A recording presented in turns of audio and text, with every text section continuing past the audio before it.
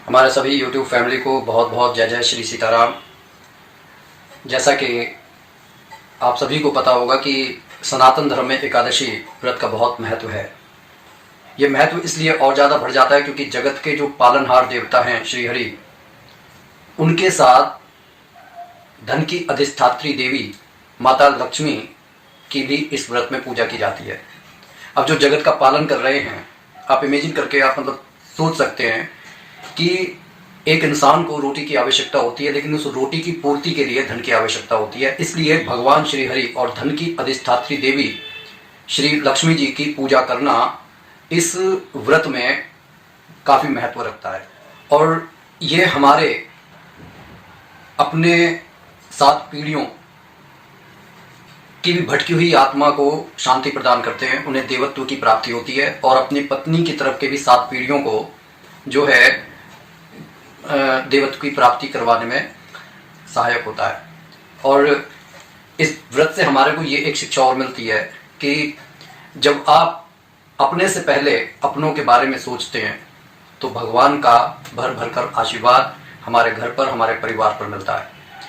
ये कभी अपने दिमाग में ना लेकर आए कि भाई मैं पूजा कर रहा हूँ तो सिर्फ मेरे को ही फायदा होगा।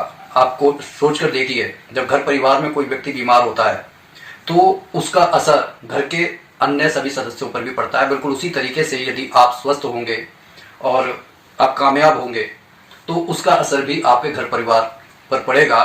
तो एकादशी की बहुत महिमा है, और ये महिमा यूं ही नहीं है। ये एकादशी का व्रत जो हर 15 दिन के बाद आता है, दरअसल ये हमारे क्षय हुई ऊर्जा को रिकवर करने के लिए आता है। जैसे जिस तरीके से मोबाइल की बैटरी जब उसके अंदर ऊर्जा की कमी होती है तब वह पूरी तरीके से काम नहीं कर सकती, इसलिए उसे ऊर्जा की आवश्यकता होती है और हम उसे लाइट से कनेक्ट करके उसके खत्म हुई ऊर्जा को पूरा करते हैं। बिल्कुल उसी तरीके से ये एकादशी का व्रत हमारे जो विचारों के द्वारा क्षय की गई ऊर्जा को दोबारा से एक सेंट्रलाइज कर देता है। इस बात को समझने की बहुत ज़्यादा आवश्यकता है और यही इसकी एक साइंटिफिक महत्ता भी है।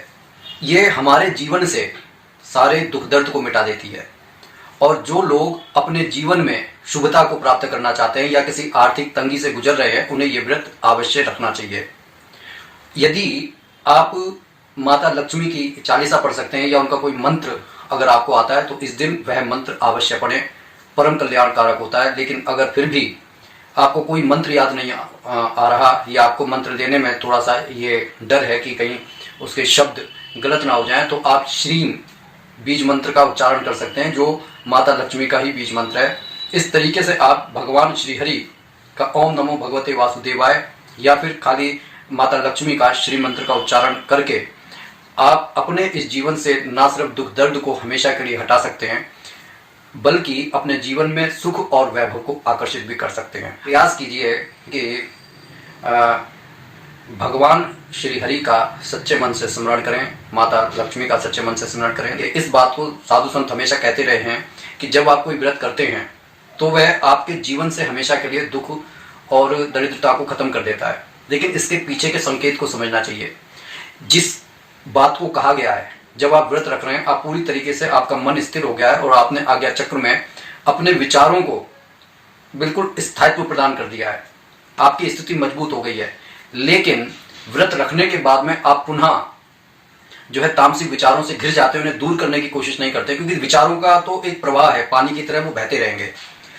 लेकिन आपको अपने जो स्थिति है, जो आपने आज्ञा चक्र में अपनी स्थिति को दृढ़ कर लिया है, यदि वह दृढ़ रहती है तो आप निश्चित मानिए आपका परम कल्याण होगा।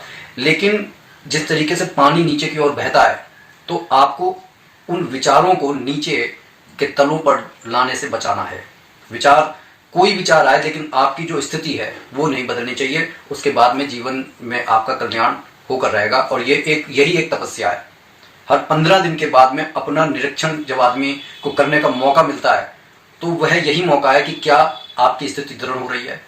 और जो साधु संत हमेशा एक रस एक भाव से भगवान श्री हरि का स्मरण करते हैं, वह परम तत्व को प्राप्त हो जाते हैं। अगर जानकारी अच्छी लगी हो तो कमेंट जरूर कीजिएगा। जय जय श्री सीताराम।